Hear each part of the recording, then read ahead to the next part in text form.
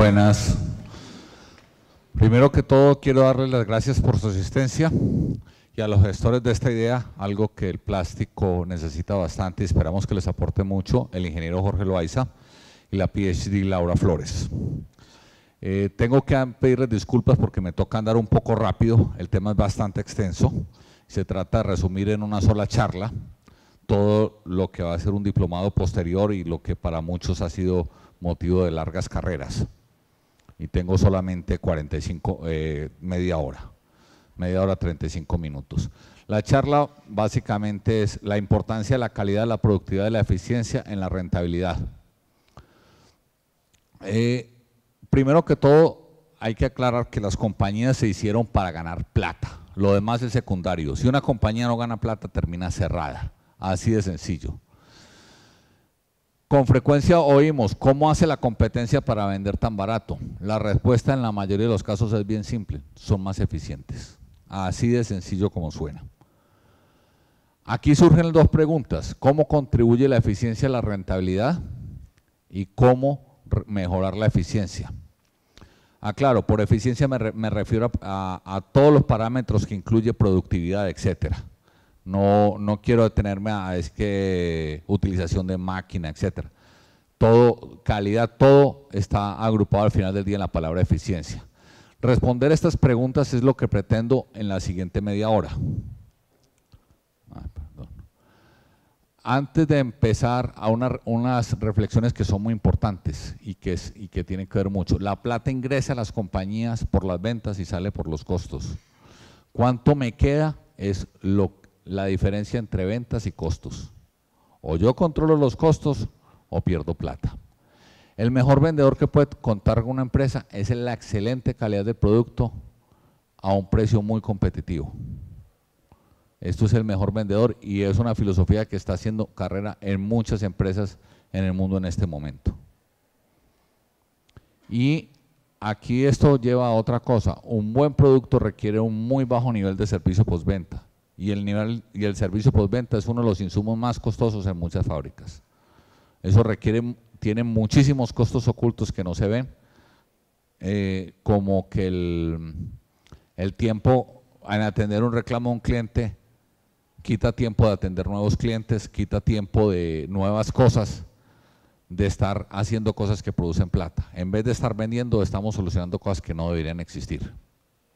Esta es una tabla de datos que utilicé para preparar unos PIG para mostrarles rápidamente la incidencia tan grande que tiene la eficiencia. Hay una serie de datos como la materia prima, el precio de venta, el peso del artículo, el margen de contribución, el precio por kilogramo de la materia prima, cuánto se va en ramales, etcétera.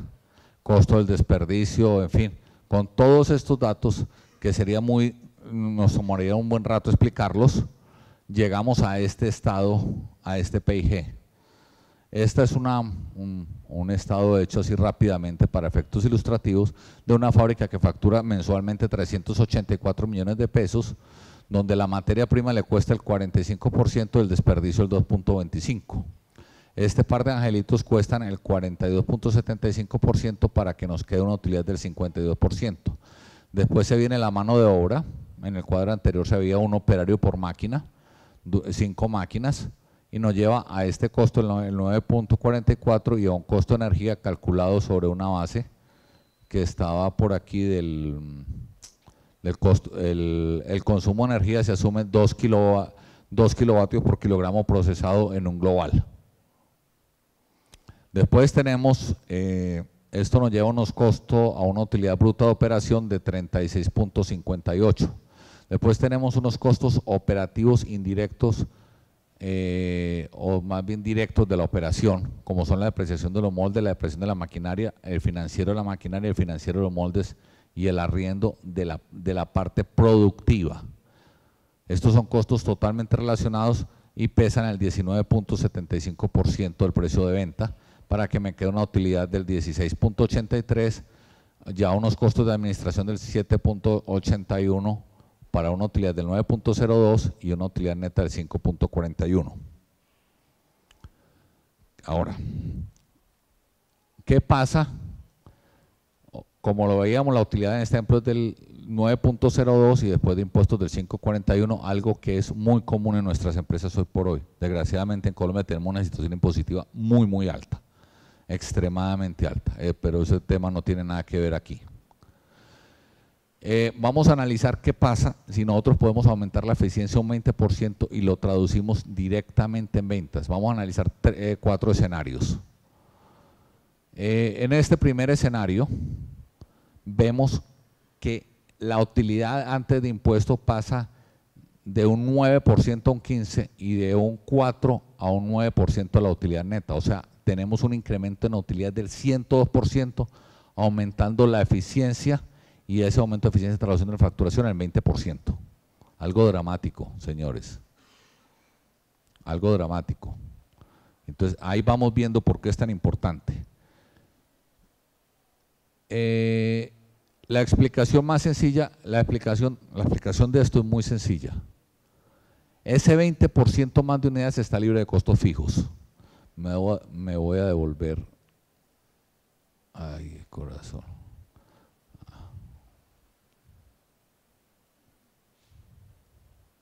Perdón que esto me está molestando aquí un poquito. O sea, estos costos fijos, ese 20% de unidades no lleva esta parte. Esto lo pagaron las primeras 100 unidades. Las otras 20 ya no llevan esto. Así de sencillo, esa es la gran realidad. Ahora, ¿qué pasa? Que muchas fábricas dicen, bueno, ¿yo para qué voy a aumentar la eficiencia si yo no voy a poder vender más? O sea, ese aumento no se traduce. ¿Qué nos lleva?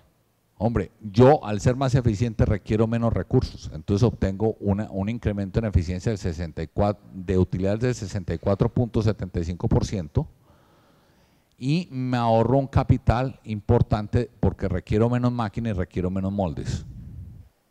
O sea, soy más eficiente, requiero menos recursos, entonces tengo un ahorro de capital y fíjense lo dramático que es el ahorro de capital. En nuestro ejemplo, casi un mes de ventas.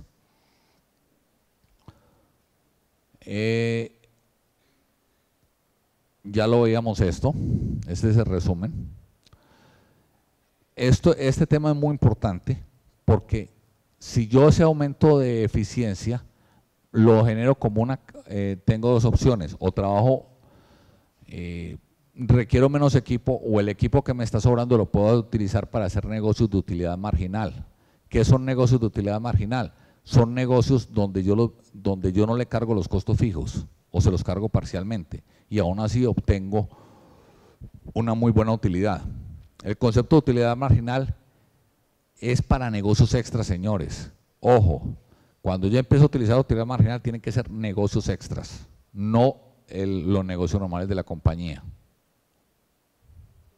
Porque el momento en que yo empiezo a volver utilidad marginal, mis negocios normales, voy camino a la quiebra porque esos negocios no llevan todos los costos de la compañía. Un ejemplo que oye mucho, el tercer escenario es, ¿qué pasa si yo para poder competir compro un material recuperado buscando reducir el precio de venta? Ese material recuperado lo estamos asumiendo en este ejemplo del 50%. Y dado que es un material muy heterogéneo, de una reología desconocida, me está tomando la eficiencia un 25%. Y yo asumo que gracias a que el material es 50% más caro, bajo el precio del 20% de las ventas. Una situación muy común en nuestro medio, señores, y lo oye uno muchísimo. En estos días hablaba con alguien, me decía, voy a volver a recuperar. Le decía, pero si recuperado lo dejaste ya atrás hace mucho tiempo, ¿cómo vas a volver? No, es que los precios de venta me están apretando. Y le revisa la eficiencia. Vea lo que nos pasa, la utilidad se nos puede caer un 7.5 y nos empezamos a acercar demasiado a un punto de equilibrio. Pasamos de casi 20 millones a 12 millones de pesos de utilidad. Y fuera de eso, como somos más ineficientes, podemos requerir más capital, más máquinas y más moldes. Para los vendedores, para los que vendemos maquinaria es excelente, vendemos más máquinas. Los que vendemos moldes también es excelente, pero para fábricas esto, y más en tiempos donde estamos teniendo un retorno nos están empezando a pagar a 120 días, porque eso es el ciclo desde que llega la resina hasta que le devuelve la plata al cliente a uno, se puede tomar 120 días. Entonces, esta parte es muy importante tenerla en cuenta.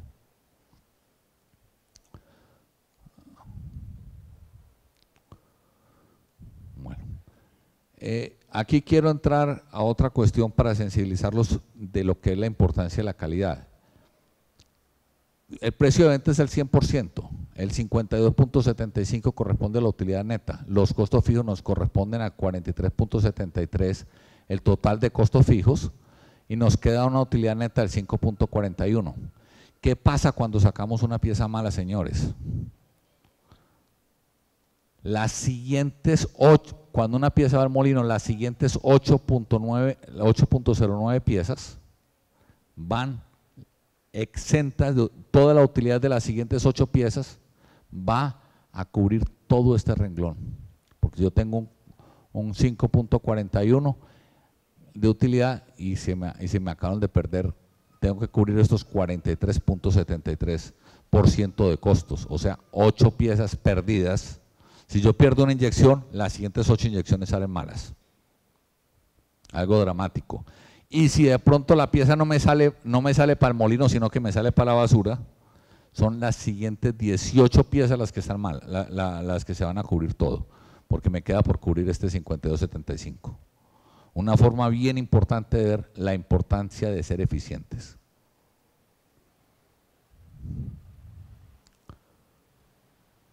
La pregunta que nos queda es ¿qué se puede hacer para mejorar la eficiencia de la planta y con ella la rentabilidad de la empresa? Y esto es lo que les mostraré las varias opciones a continuación. Y también les explicará por qué este diplomado que se está presentando también les ayudará. Las opciones son muchas: robotizar la planta, mejorar el suministro de agua, la simulación del proceso de inyección que lleva a un buen diseño de moldes, la selección adecuada de la materia prima, implementación de la tecnología SMED, seleccionar bien la inyectora y un buen diseño de la pieza. Todos estos temas tienen una incidencia que, como veremos más adelante, maximizando, uno puede inclusive doblar la capacidad real de la empresa en este momento. Así de sencilla es la cosa. Primero, robotizar. Esta es tal vez de las variables más importantes, porque puede doblar la productividad de una planta. Suena exagerado que me digan a mí, hombre, yo le voy a colocar robots a mi planta y puedo llegar a producir el doble de lo que estoy produciendo. Sí, es una realidad. ¿Cómo se puede hacer eso? En el caso que yo tengo, esos aumentos son particularmente dramáticos cuando yo tengo extracción manual de la pieza, porque con la implementación de robots yo elimino los movimientos adicionales relacionados con la extracción manual, tales como apertura y cierre del molde, tiempo empleado por el operario para quitar la pieza. Los operarios, si algo que es inconsistente en la vida es el operario, y eso lo saben todos, y los dolores de cabeza que todos tienen con los problemas del operario, es que me miró feo, etcétera, son un buen dolor de cabeza. Cuando se tiene aquí me faltó incluir una cosa, y es que también cuando yo soy consistente en mi tiempo de ciclo, yo puedo reducir tiempos de ciclo. Puedo trabajar con menos enfriamiento, puedo retirar piezas más calientes, etcétera, y entonces esos son otros plus bien importantes. Y esos plus hacen que cuando yo trabaje con moldes automáticos, inclusive puedo llegar al 30%. ¿Por qué? Las piezas no se me dañan en la caída. Hay muchos procesos donde puedo tener rechazo hasta el 30-35% por daños en caídas. Puedo retirar las piezas mucho más calientes, porque Raúl me las coloca en la mesa y no caen, no se me deforman. Trabajo con botación sencilla y recorridos más cortos, a veces le tocar 3 y 4 golpes para que caiga. Evito que las piezas queden pegadas al molde. En muchas plantas cada hora o cada 2 horas hay que hacer una parada de 15 o 20 minutos a limpiar los moldes. y generan otros ahorros importantes. Por ejemplo, cuando una pieza se queda pegada al molde, muchas veces el molde cierra y se generan daños del molde. Y entonces la parada ya no es de 5, 10 o 15 minuticos a retirar la pieza, sino de 4, 5, 10 horas, un día entero a reparar el molde y la máquina y todo el mundo esperando. Cuando yo robotizo, uno tiene muchas opciones de robots. Tiene opciones neumáticas, mixtos, servos, eléctricos, y eso lo tiene, y uno muchas veces piensa, los robots, ¿qué voy a comprar?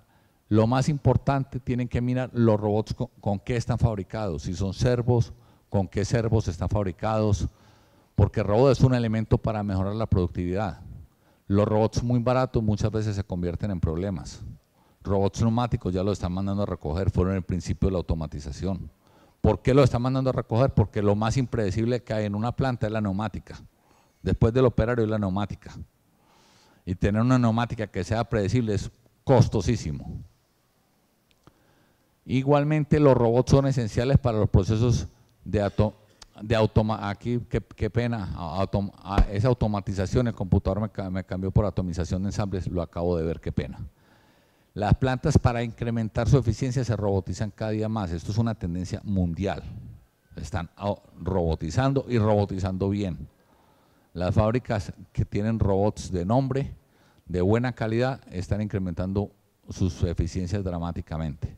Esta es una tecnología, esto es algo que nos está empezando a llegar a Colombia, que en el mundo, inclusive países como China, con mano de obra tan barata, ya están empezando a robotizar muchísimo. El siguiente tema es la mejora en el suministro de agua. Lo primero que podemos decir, los tiempos de ciclo dependen en buena parte de que haya un buen suministro de agua. Mientras más malo el suministro de agua, más largo el tiempo de ciclo. Porque mientras más homogénea la temperatura del molde, más rápido puedo andar yo. Las partes más mal refrigeradas son las que me colocan el tiempo de ciclo, son las que me determinan el tiempo de ciclo. Obviamente, cuando yo tengo un molde bien refrigerado, tengo buena calidad en la pieza por esto, es mucho más homogéneo, o sea, no hay choques térmicos diferenciales en las piezas, no hay choques térmicos diferenciales en las cavidades, yo los evito. Hay algo que nadie ve y es la incidencia tan grande que tiene el consumo, que tiene el sistema de suministro de agua en el consumo de energía. El frío que se pierde por un mal diseño es impresionante. A través de las tuberías hay unas pérdidas grandísimas, ¿no? Uno puede tener pérdidas del 30, 40, 50, 80% de presión en una tubería. Y ese 80%, señores, es energía. Pero lo más triste es que esa energía se pierde por partida doble. Porque esa energía se va por calor y entonces el chiller tiene que compensar ese 80% de calentamiento que yo puse.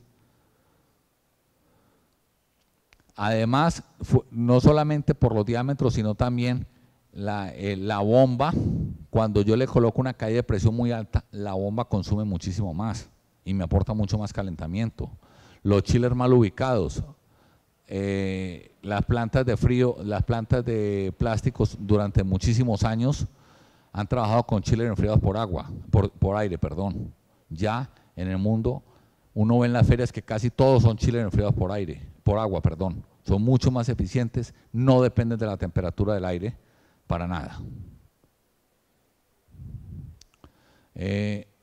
Luego entramos a un tema que se está haciendo cada día más importante y más común, un tema que maneja bastante bien la ingeniera Laura Flores, y es una adecuada simulación del proceso de inyección.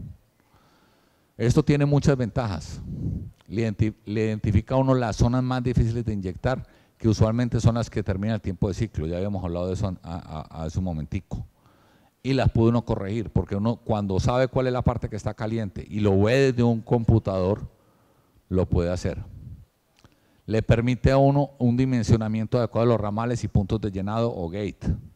Muchas veces los moldes en esta partecita incrementan temperatura. Esta partecita es mucho más chiquita muchas veces de lo que debe, me está sobrecalentando el material y me genera cualquier cantidad de problemas, y eso no lo veo. solamente me lo dice un buen sistema de simulación del molde. Igualmente me ubica dónde debe estar el frío, porque es que no es solamente pasar los canales, sino cómo pasarlos. Me muestra qué está pasando con el sistema de enfriamiento. Adicionalmente, ese es un problema en que enfrentan muchas fábricas. Cada operario llega y quiere parametrizar la máquina como le da la gana. La máquina la parametriza según el operario, y casi que puedo preguntar aquí cuántos no tienen peleas diariamente con el operario porque le cambió los parámetros de la máquina que le dejaron puestos. Aquí o por ahí algunas riéndose, que ese es un tema bastante duro. Y hay otro tema que será tema inclusive de una conferencia ahora, la selección adecuada de la materia prima. Señores, ustedes no saben, y lo veremos un poquitico más adelante, la incidencia tan importante que tiene la materia prima. En estos días inclusive estamos en unas conversaciones con un cliente, etcétera, recomendándole que cambie un polietileno lineal a polipropileno, porque las tapas y canastas y muchos productos que antes se hacían en polietilenos van yendo a polipropilenos por la incidencia tan grande que tiene la materia prima en los tiempos de ciclo. Y es que para entender un poco más por qué es tan importante la simulación, una regla de dedo que se aplica en casi todas las fábricas. Estos son cosas de coquito que muchos de ustedes saben, pero que a veces es bueno que la recuerden.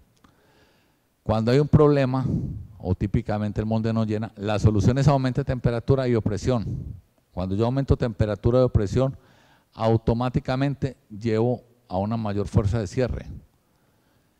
Usualmente también a un mayor tiempo de enfriamiento y con ello mayor tiempo de ciclo y mayor costo de la pieza.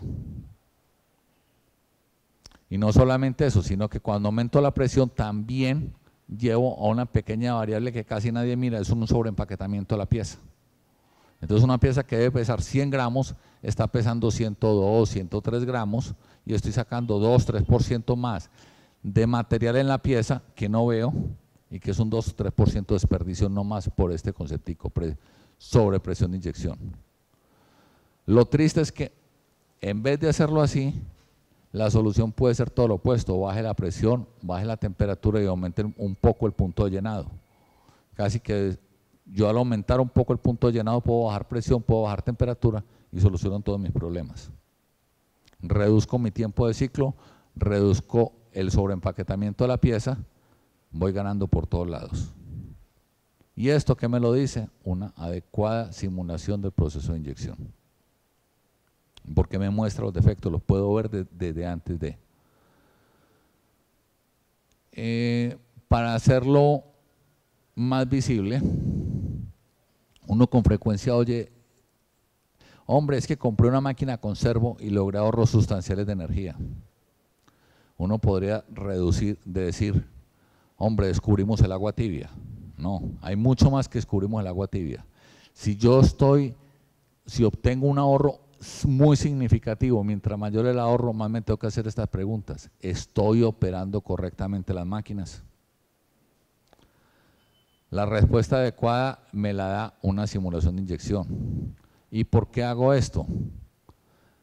Las máquinas de servo reducen sustancialmente el exceso de energía producto de la mala operación, más no las causas que lo ocasionan. Uno de los grandes puntos de ahorro que uno tiene en una máquina de servo es el sobreempaquetamiento. Cuando yo sobreempaqueto una máquina sin servo, consumo mucha energía. La máquina de servo me quita el sobreconsumo de energía, pero no me quita el sobreempaquetamiento. Y señores, es mucho más costoso la plata que pierdo por sobreempaquetamiento que el exceso de consumo de energía. Entonces, yo con el servo estoy dejando ver el problema de sobreempaquetamiento. Estoy muy contento por el desarrollo, por el ahorro de energía, pero no le estoy metiendo el tema a esto, al sobreconsumo de energía. Muy poquitas fábricas de ustedes aquí están llevando un verdadero control de lo que es el peso de las piezas y cuál es la variación del peso, de una variable inclusive que se llama capacidad de proceso. Y en cuanto está la variación del peso, ustedes en proceso muy poquitico la llevan. Ya resumiendo, una correcta simulación del proceso de inyección se traduce en una correcta parametrización de la inyectora, un molde bien diseñado y construido. Los moldes bien diseñados y construidos, y quienes están aquí han tenido experiencia directa en fabricación de moldes, sabe que llevan a una entrega más oportuna, a un menor costo y sobre todo evita costosos errores en la fabricación de moldes. ¿Cuántas veces ustedes oyen decir aquí, a mí me entregaron un molde, me dijeron que me lo entregaban a los 3 meses y vamos con 6 meses, vamos con 7 meses? Porque es que resulta que el molde no dio y hubo que hacerle arreglos. Y no solamente son, y eso se evita desde aquí arriba, señores, desde aquí arriba se evita. No todo, pero buena parte se evita desde aquí arriba. Esto que traduce piezas con el peso adecuado, ya lo veremos un poco más adelante el tema. Y al final de todo esto, ¿qué significa? Ciclos más rápidos, plantas más eficientes y más rentables. La simulación de inyección no puede ser vista como un costo, más bien el verdadero costo es no hacerla. Ahora, no hay que hacerla en todos los moldes, hay que hacerla en lo que es significativo, pero hay que hacerla. Perdón.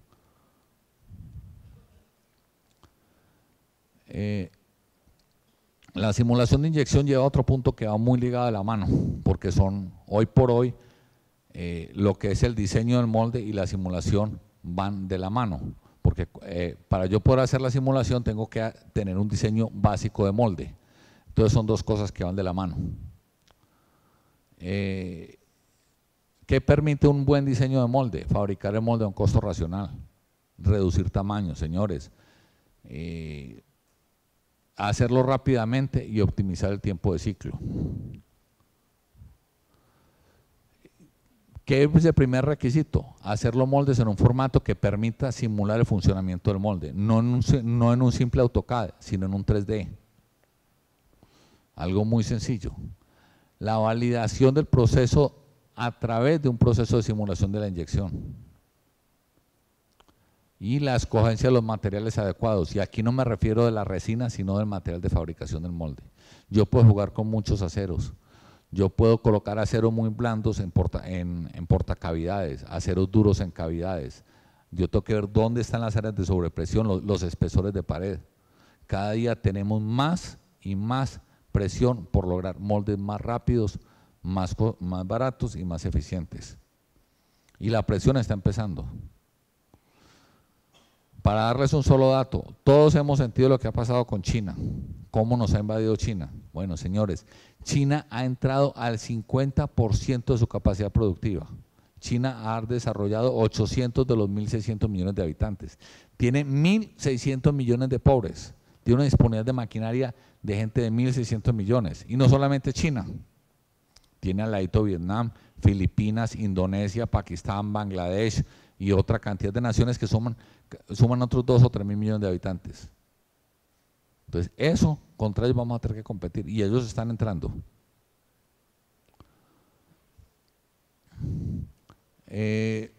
Ya aunque lo hablamos un poco, el diseño adecuado de los moldes permite detectar oportunamente algunos problemas como interferencias entre los distintos componentes y sirve de base para la elaboración de la simulación.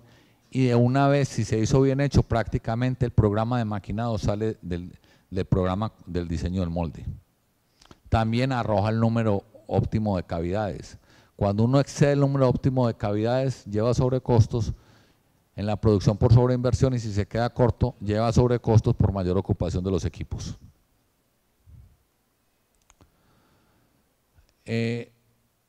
Aquí viene otro tema que es la materia prima. La materia prima en muchísimos casos, como en nuestro ejemplo, es el mayor costo dentro del producto. Y no solamente como costo del producto, sino que la materia prima, y como lo explicará el profesor Tim más adelante, juega un papel esencial en la eficiencia y productividad, porque afecta los parámetros de la inyectora, con ellos los tiempos de ciclo, y los cuales inciden directamente, hombre, sobra decirlo, los costos de producción en precio de venta. No en vano, lo decía ahora, el mundo se está moviendo mucho hacia PP, y no es que tenga nada que ver con esencia, sino que el PP es mucho más fácil de manejar que los polipropilenos. que los polietilenos, perdón. Aquí para hablar un poco más y entender esto, en estos días me ha tocado presenciar un caso de un master batch que altera la resina de tal manera que es imposible operar de manera estable una máquina durante 10 minutos. Imagínense los sobrecostos en que está incurriendo esa fábrica. Ellos ya son conscientes y saben para dónde van. Tienen un exceso de personal gracias a muchos problemas de estos de más de 50 personas. Ahora, los problemas de reología, la manera popular de lidiar con esto es normalmente aumentando la presión y muchas veces la temperatura y con ello el tiempo de ciclo, como ya lo veíamos. Así se maneja la reología porque no sabemos qué está pasando. Hay que ser conscientes de esto y que en este tema, con la reología adecuada, solucionó muchas cosas de estas. Por lo tanto, la escogencia adecuada de la materia prima es quizás, después de los robots, la variable más importante para lograr una buena competitividad. La tercera variable, digamos, es el buen diseño de agua. La clave aquí en el tema es encontrar la adecuada materia prima y propiedades para obtener el menor costo de producción. En el oriente, por ejemplo, están migrando de PE a PP, porque el PP, aunque más caro, permite productos más baratos. Ahora entramos a otro tema que se llama la tecnología SMED. Cada día los precios de los pedidos son en cantidades menores. Alguna vez me reía con alguien que está aquí, que le han mandado órdenes de 2 y 3 productos. ¿Esto qué traduce? Mucho más tiempo de cambio de moldes y mucho más tiempo perdido. Para reducir esta situación hay que saber realizar los cambios de molde en el menor tiempo posible. Con una correcta tecnología SMED puedo llegar hasta 5, puedo hacer cambios de tiempo de molde hasta 5 minutos. Y créanme cuando les digo que hace 20 años vi en Japón una máquina que estaba sacando 2 piezas distintas, color distinto, una cada minuto, cambiando de molde. Cambiando de molde y color, una blanca y otra rosada. Una máquina ya de una fábrica desaparecida que era la Komatsu. Creo que era Komatsu. Y estaban haciendo eso en una feria en Japón. Y nosotros hablamos de tiempos de ciclo hasta 4 horas. Si uno tiene que cambiar 10 o más moldes por máquina al mes, o sea, un molde cada 3 días, nos estamos tirando el 7% de la disponibilidad de la máquina en cambio de moldes. Solamente un 7% aquí y en 10 moldes o más por mes máquina. Y esto es una situación bastante común en muchas fábricas, señores. ¿Qué requiero para implementar una tecnología SMED? Un sistema de control y programación de producción bueno y que lo siga, que lo cumpla, que lo vigile, porque muchas fábricas lo tienen pero no le paran bolas. El primer paso es estar, ¿y por qué es importante? Porque tengo que saber la hora y el minuto en que la máquina termina producción para poder tener tiempo de alistar todo el herramental que yo necesito para el cambio, incluyendo instrucciones y material. Lo ideal es que yo sea capaz de predecir con suficiente antelación para tener una hora, al menos una hora antes de esto. Y eso, señores, ojo, incluye moldes reparados. Son muchos, pero muchos los casos. Y que casi preguntan aquí cuántas veces llega el molde, lo montaron en máquina. Oiga, este molde no lo habían reparado. Ay, no, el de mantenimiento se le olvidó. Baje, busque a ver qué va a montar y ahí lleva, se le puede ir tranquilamente en esa graciecita un turno de producción. Que me digan quiénes no les ha pasado esa graciecita. Bueno, lo siguiente que se sigue en la tecnología SMED es la implementación de sistemas que agilicen el cambio. Ya es la utilización de placas magnéticas que sean reparables en la planta y que garanticen el amarre del molde. O sea, si yo no tengo que coger y apretar tuercas para apretar el molde, me ahorro muchos minutos. Yo he visto cambios de molde y tengo videos de cambios de moldes, no con placas, porque ya no aplica placas magnéticas, con sistemas hidráulicos en 1500 toneladas, moldes de 30 toneladas de peso que los cambian en 4 minutos, pieza a pieza. Y nosotros demoramos 4 horas en una máquina de 150 toneladas. Claro, esos moldes utilizan estos manifolds centrales porque con un solo movimiento de palanca acoplo todo lo que son aguas, aires, aceites y todo lo demás. Hay otros sistemas, por ejemplo, un ahorro de 10 centavos en las fábricas. Cada rato uno entra a fábricas y ve que están utilizando polipastos manuales. Y en el solo polipasto manual, se pueden tirar 30 minutos entre subir, bajar y ajustar un molde. Un polipasto eléctrico les hace eso en un minuto. Utilizar, por ejemplo, mesas hidráulicas para el transporte del molde, para que cuando esté el molde al lado de la máquina ya le hayan ganado unos metros de altura, no dejen todo el polipasto. Y en algunos moldes se puede entrar inclusive lateralmente. La selección adecuada de la máquina juega un papel muy importante. Aquí quiero empezar con una anécdota del dueño que es el dueño de quizá la fábrica que suministra la mayor cantidad de inyectores del mundo para la fabricación de componentes electrónicas, y me dijo algo bien interesante, bien sabio. Hay que saber seleccionar la inyectora. Si uno fabrica artículos commodity en donde ni la precisión, ojo, ni la velocidad, porque este par de cosas cuestan y cuestan mucha plata.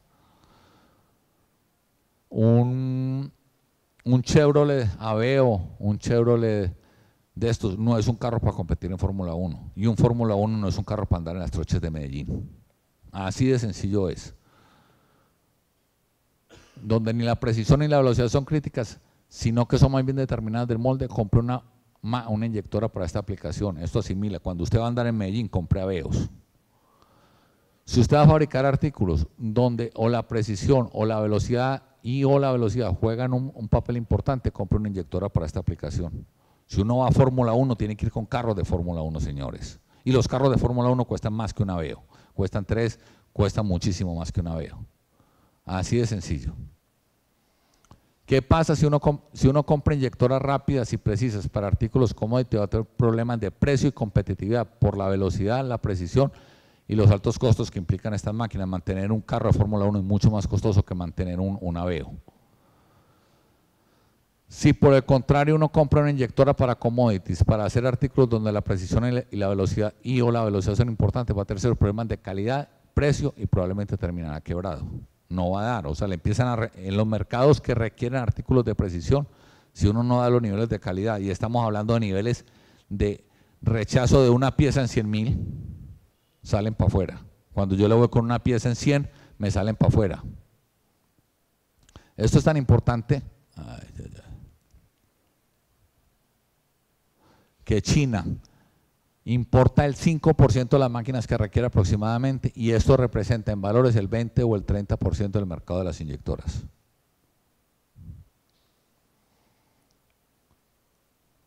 Aquí es importante que sepan, una inyectora mientras más compleja, más costosa. Voy a acelerar un poco que ya estoy llegando al tiempo. Las máquinas más complejas no son las máquinas más complejas las que permiten menor costo de producción, y tampoco las más baratas. Compre la máquina más sencilla que se adecue a sus necesidades. El diseño de la pieza. Voy a acelerar un poco aquí, básicamente decir que los refuerzos espesores juegan un papel muy importante en el ciclo. No es la pieza el mayor espesor de la pieza es el que determina el costo, pero el espesor no es proporcional a la resistencia. Esto nos lleva haciendo un correcto diseño de la pieza, con una correcta simulación de llenado, se pueden reducir de manera sustancial el peso de la pieza y con ello el tiempo de ciclo. Y cuando me refiero a simulación, hay programas que le permiten a uno calcular la resistencia de las piezas, y eso se tocará algo aquí en el diplomado, que uno puede saber si la pieza está cumpliendo resistencias y dónde colocar refuerzos. Refuerzos pequeñitos permiten hacer, refuerzos muy pequeños permiten mejoras sustanciales en la productividad, en la resistencia, y no afectan la productividad. También en esta parte resaltemos de esto, hacer prototipos físicos de la pieza. Una cosa es lo que se ve en el plano y otra cosa es lo que uno tiene en la mano, señores. Y cuando uno tiene la pieza en la mano, le puede decir al cliente, esto es lo que usted quiere, esto es lo que le gusta, etcétera. Por lo tanto, eso es muy importante, y hay muchas tecnologías para hacer muy barata la simulación de las piezas. Resumiendo, uno con robotizar puede mejorar la eficiencia de la planta del 20 al 50%, y si no es más. La mejora del suministro de agua del 15 al 30%. La simulación del proceso de inyección del 5 al 30%. Diseño adecuado de moldes del 5 al 20%. Y estos valores pueden ser superiores. La selección adecuada de la materia prima del 10 al 40. La tecnología de cemento del 5 al 10. La selección adecuada de la inyectora del 5 al 20. El diseño de la pieza del 5 al 20. O sea, si yo sumo todo esto por este lado, encuentro que tengo un potencial de duplicar o más la capacidad de mi planta. Hay que saber cómo hacerlo y hay que saber por dónde empezar.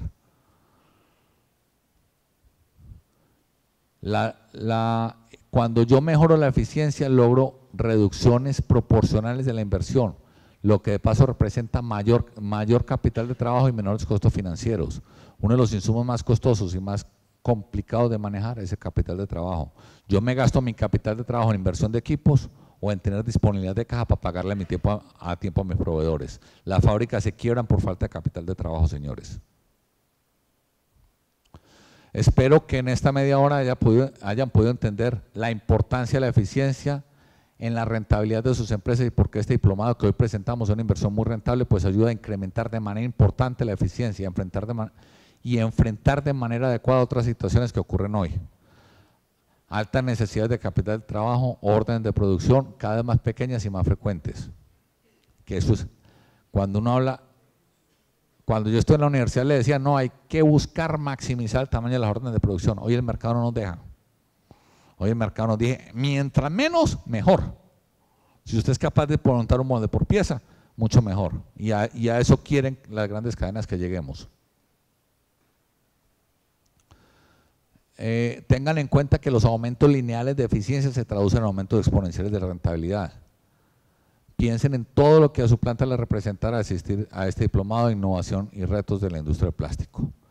Señores, muchas gracias por su atención. Me disculpa, tuve que ir bastante rápido. Es un tema, como se pueden dar cuenta, un tema bastante extenso. Cada uno de estos temas son pueden ser charlas de 8 o 10 horas o más. Muchas gracias.